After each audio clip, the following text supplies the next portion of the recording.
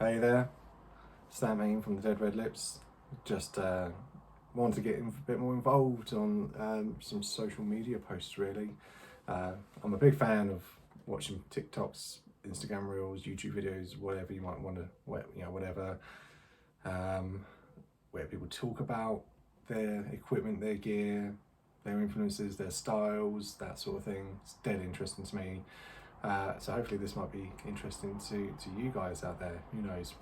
Drop a comment, as they say, and we'll take it from there really. So here at the Dead Red Lips, we are going into the studio in November of this year to record our third full-length studio album. We will be hitting up Ray Gun Studios down in Hove, working with Jamie, again, absolute legends. Been awesome to work with him on the previous recordings and stuff. And actually this will be the third album total, but actually also the third album that we've written, recorded and released this year. So 2025 has been busy for us. It's been awesome.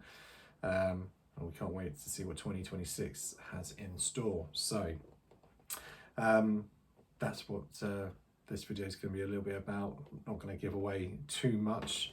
Don't want to ruin the surprise of when we come to releasing some of the singles from the album and then the album as a whole. But yeah, maybe some behind the scenes stuff for you now.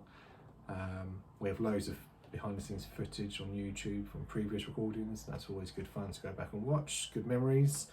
And we'll no doubt do something very similar for this one. So enjoy.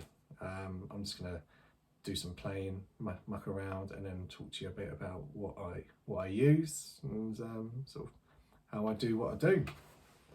Catch you in a bit. So after that little intro just then to explain it, conscious that I didn't want to do a sort of a massively long video that's then too boring to watch or too long to upload to socials and stuff. So short and snappy, I guess, is the way to do it, especially when it comes to this sort of stuff.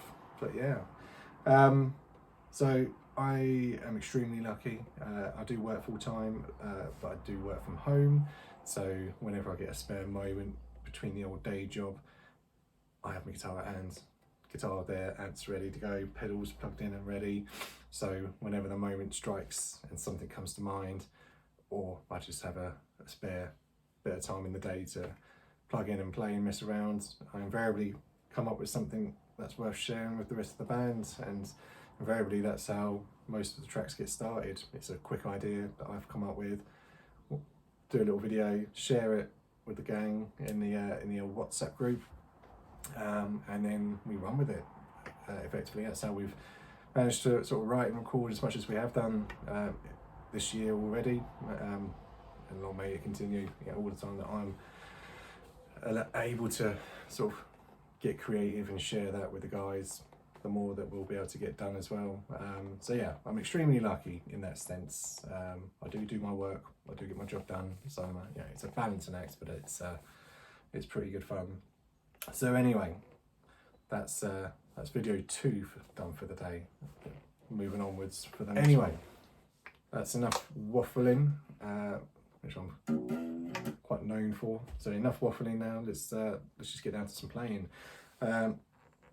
As most people do these days, I have a decent pedal board right at my feet as we speak, with a range of different pedals for different purposes.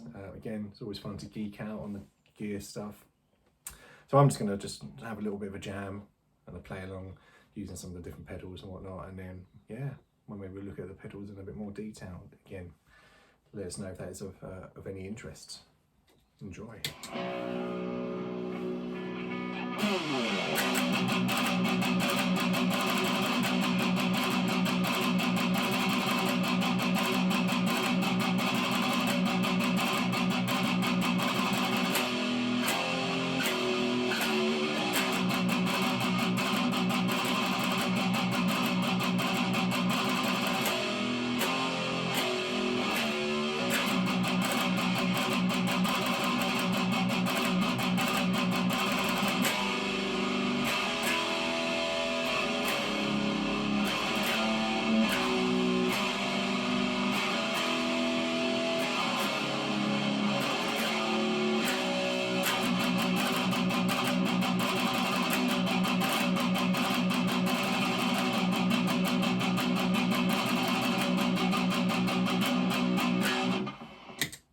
hey, it's pretty cool.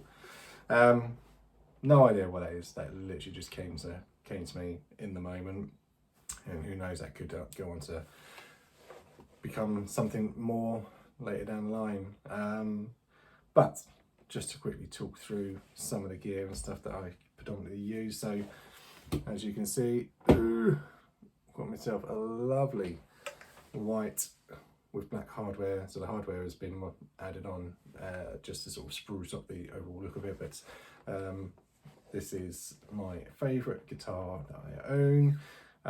It's done me extremely well over the time I've had it. Lovely Epiphone SG. I don't know what model it is, which sounds crazy. I should probably really look into it. I believe it might be a standard. Again, if you know, please let me know. No idea what the pickups are in it, but they do me good.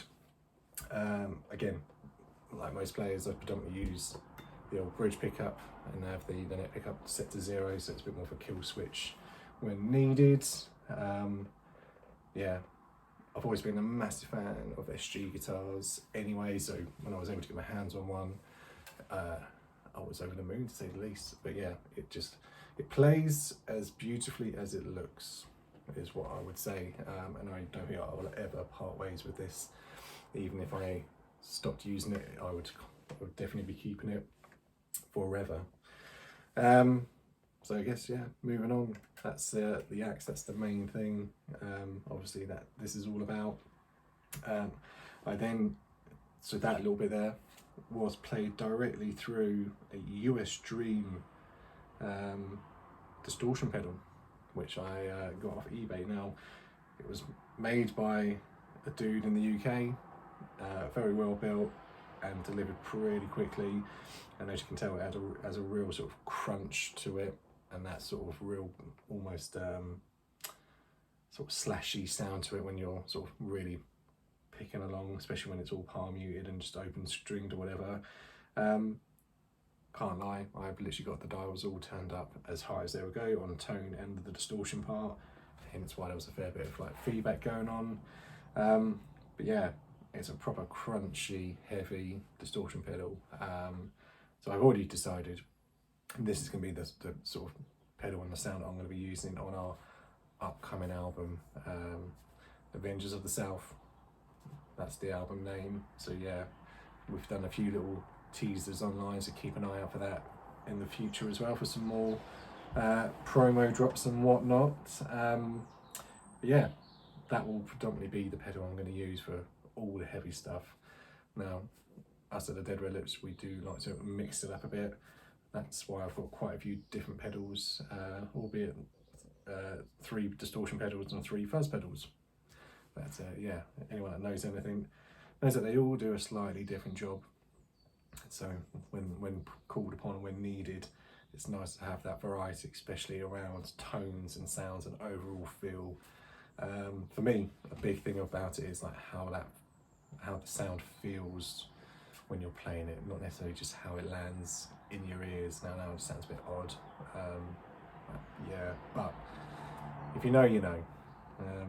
But yeah, so that's the US Dream pedal, and I'll post some images alongside it. It's nice and shiny and purple, and it fits just perfectly on the end of my board at the moment. So that last video went on for a little bit longer than was originally expected, but hey ho, again, that's just how it goes. Hopefully it's not too boring for anyone that's watching. In terms of amps, I have my Orange Crush 35 RT. It's small but mighty, so it might be only 35 watts, but actually when I was researching it, at the price point it was perfect. It is a lot louder than it would appear to be. I've also slightly modified it. There is a box that I purchased from a very nice and clever man called Eric Mero from the States. Please go check him out on Instagram, check out his site and everything he sells and does. It's like a conversion box, so it allows this combo to become a head effectively, and allow me to then plug it into a cab to really help build the sound and beef it up somewhat, because the inbuilt reverb on the amp is awesome. orange amps are fucking awesome anyway. So yeah, it's allowed me to keep that, which is great for using at home when I can't play so loud, but then when we go to gigs and shows and I can plug into a cab and really express the sound even better. So yeah, that's the old amp situation as it stands. The basic foot switch, which again would normally go between dirty and clean, but I have the dirty channel turned all the way down. So the foot switch again is almost like another kill switch available to me. So if I'm not going between pickups on the old guitar, then I'm doing it with the foot pedal, the foot switch. It's not that I don't like the dirty sound on the orange amps at all. I do. It was really awesome when I first got it, but I just have the pedals. The pedals do everything I need and more. So that's where we're at in terms of current equipment and gear and whatnot. Wouldn't be a surprise to anyone. I do obviously own other guitars that I have used on other gigs and other recordings and stuff. Again, if you know, you know. Every guitar has its own unique purpose and reason for existing and being owned and played. So keep a lookout, you never know. And again, if you look back at some of the footage we have on YouTube, whether it's live show footage, behind the scenes footage, whatever, some of the other guitars feature on there a little bit. With the SG, it's a love for life, that one. So yeah, there we go. So I was now just going to talk a little bit more about the pedals. So heavily mentioned the US Dream distortion pedal that I showed earlier.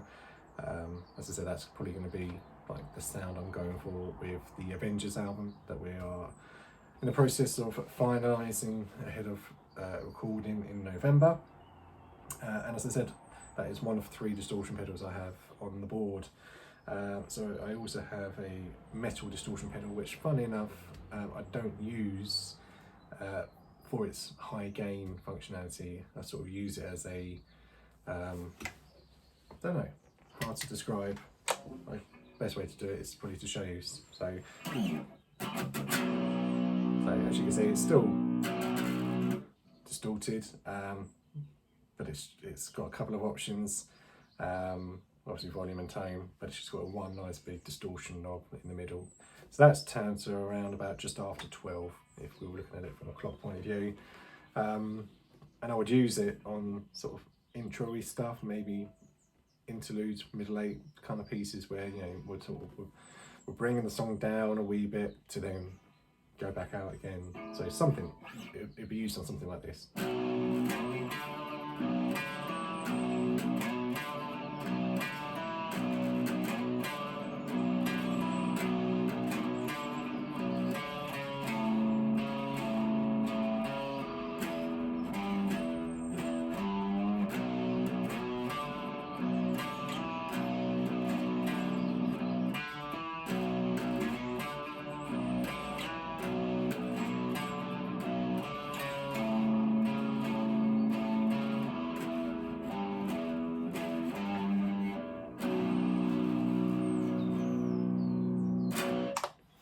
So as you see, it's got quite a nice warm sound to it, just adds a nice little bit of something there, that little bit of crunch, that little bit of distortion, just to sort of change that clean tone, really. I don't generally use clean on its own unless it's got a bit of chorus on it, or a bit of reverb, or it's heavily reverbed, or a bit of wah on it. So yeah, definitely always all about the adding extra flavour, extra textures, extra whatever it might be to the sound, you know, which when it's then mixed in with the rest of the bands, you know, other guitar, bass, drums, all the rest of it, yeah, it all comes together very nicely. So that's that metal pedal. I can't remember the exact make of it, which is really bad, but I will find out and let you know. I'll post a little picture of it if you ever want to get it. Got it off good old Amazon.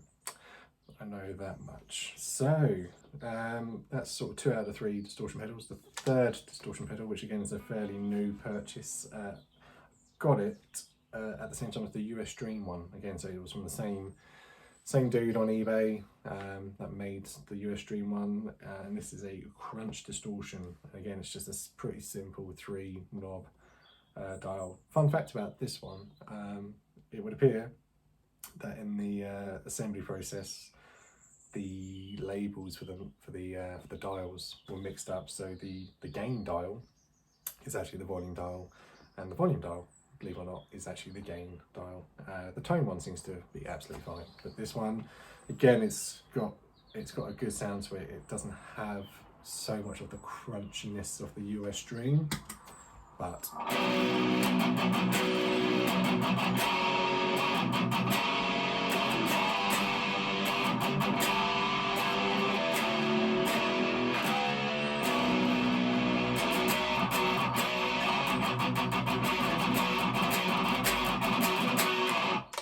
it's nice. It's nice. I think it would work quite nicely at certain points in the songs, again, where we're sort of trying to work with different layers and different sort of feelings and stuff throughout a track.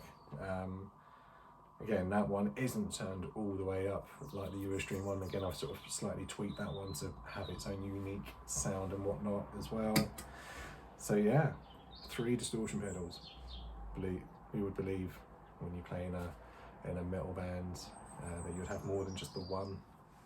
Good fun, eh? So that's the distortion pedals taken care of, and then it wouldn't be doom metal in any sort of sense of the words. So, you know, we class ourselves as an old school heavy metal band, speed doom, but it is whatever you want to call it really. But yeah, big fans of doom metal and all the sort of sub doom metal genres anyway. But yes, doom metal wouldn't exist, wouldn't be what it was without a good old fuzz pedal, and I wouldn't be a good old guitar player if I didn't have at least 3 fuzz pedals. So the first fuzz pedal, should I say, sorry, that I ever got was the classic Behringer SF300 Super Fuzz.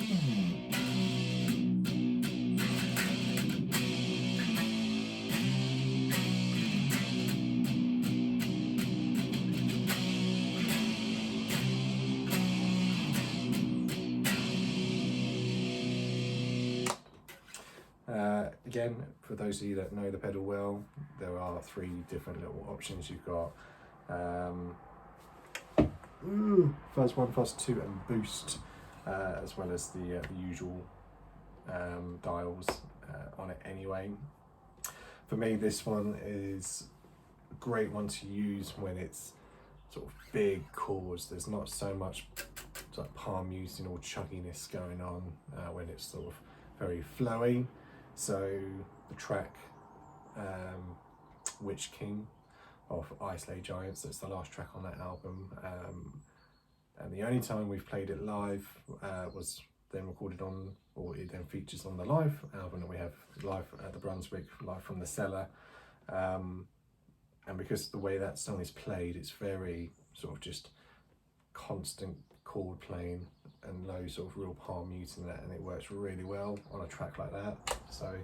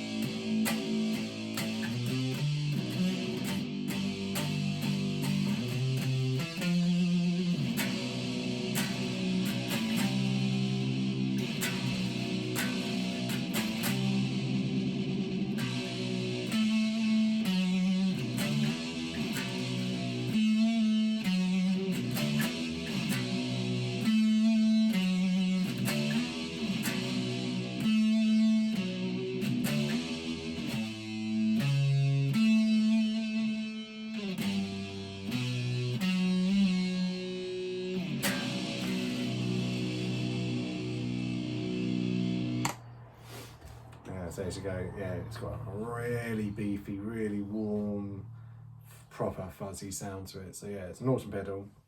I wish I could use it more, and no doubt I will at certain points.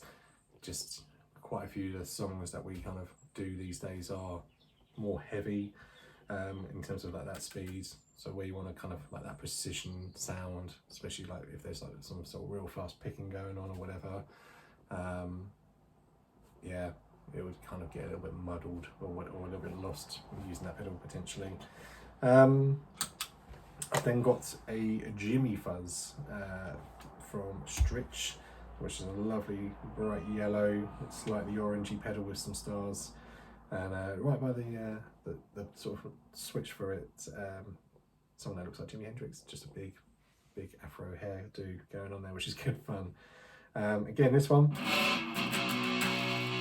is sort of somewhere between Super Fuzz, again the way I've sort of set it up, somewhere between the Super Fuzz and that metal distortion pedal mentioned earlier, where again it could be used to add different varieties when it comes to different sounds and stuff. So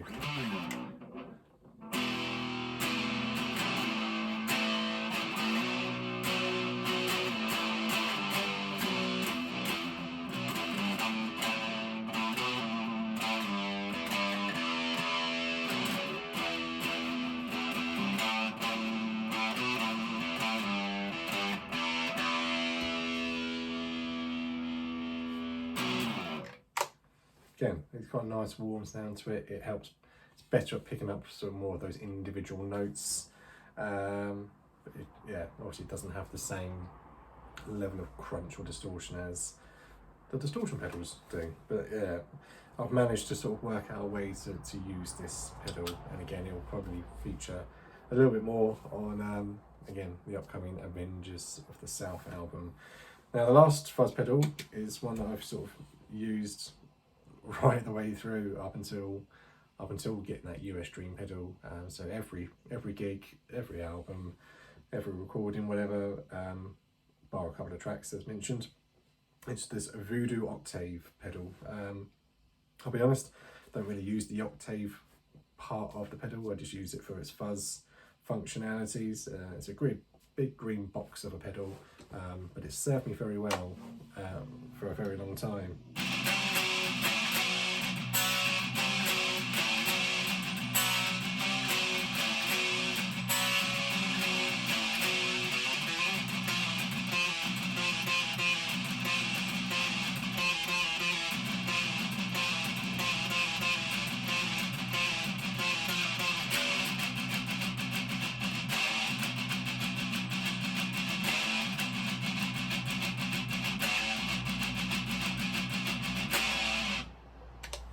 So as you can see or hear, hopefully, you know, it is a fuzz pedal, but it still has that sort of scratchiness and that sort of crunchiness of a distortion pedal. Again, just the way I've got it sort of set up.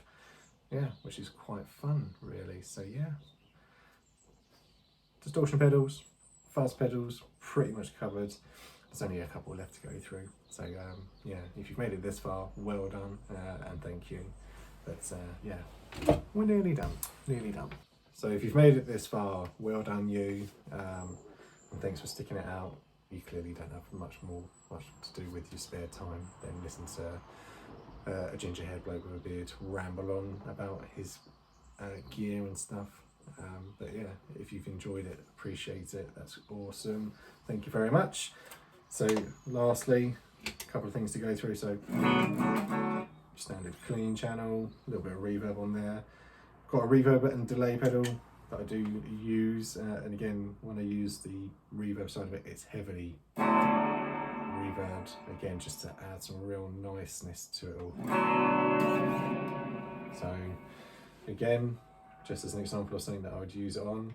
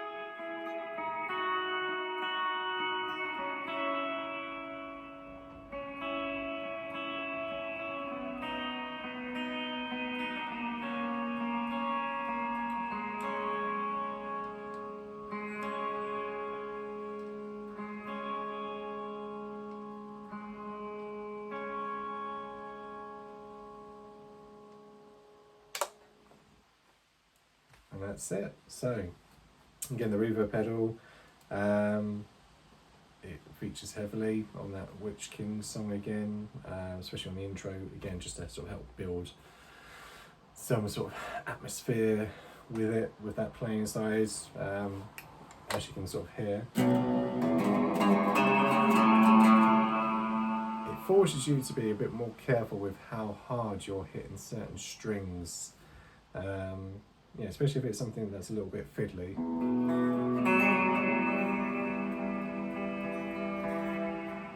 Yeah, you want every note to matter and every note to count and be heard. So yeah, with this, again, the way I set up the reverb pedal, yeah, you have to be sort of careful of it. But again, that's what it's all about when it comes to playing the old guitar. It's you learn your trade and you learn how to work with what you got.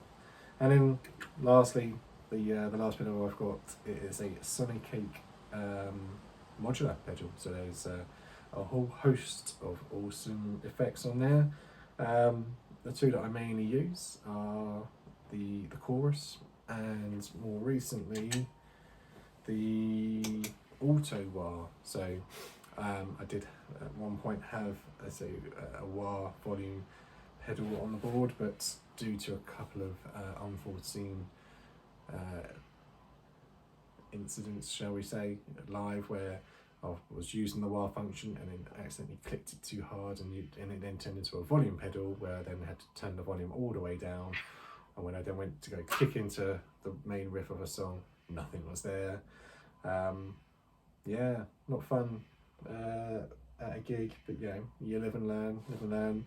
So when I got this pedal and worked out the auto wah function on it, and again, twiddled with the old dials on there, I was able to use it to my advantage. So again, predominantly features on the song Demonic Contagion, which is the first track that I do lead vocals on. So Lewis LWV is our main dude, obviously for vocals on near enough everything we do. Love his voice, but yeah, it was good fun to be able to do lead vocals on a track, and it's also good fun to play that song live as well. So if you enjoyed that one, look out for more of me doing lead vocals on the Avengers album coming up soon. So Demonic Contagion.